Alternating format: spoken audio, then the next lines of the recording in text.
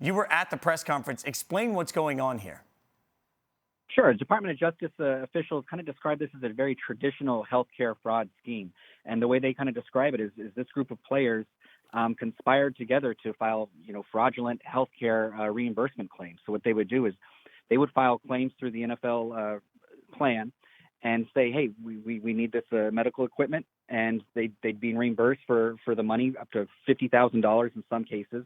And in fact, they never needed the equipment, and most of the time, in all the cases, the equipment was never delivered.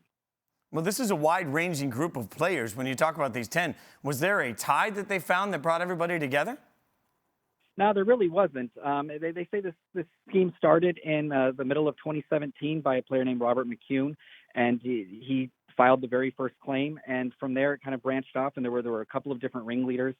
And there are basically two groups of players we're talking about. One group, they recruited other players, and they doctored paperwork, invoices, prescriptions.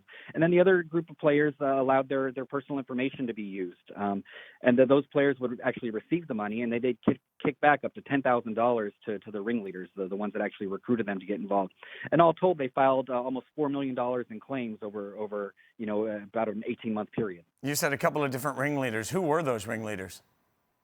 Yeah, so Robert McCune was the one, and that's the one they said really started it, and he kind of got rolling and filed a claim on behalf of Correll Buchalter in October of 2018. And from there, Buchalter kind of started his own group and started recruiting his own players.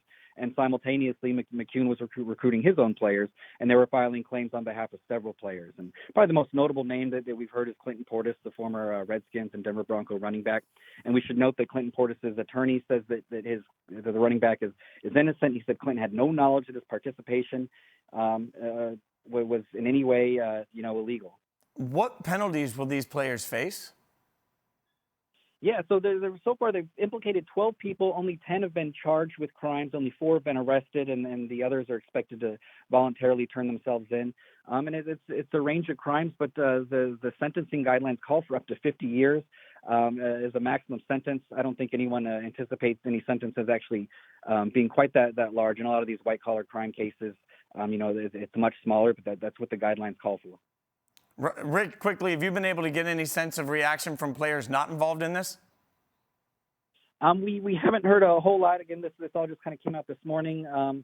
These players recruited a larger network, and DOJ officials were clear that the investigation is ongoing. So they're certainly keeping their eyes open to see if other players were either involved or recruited to be involved on some level.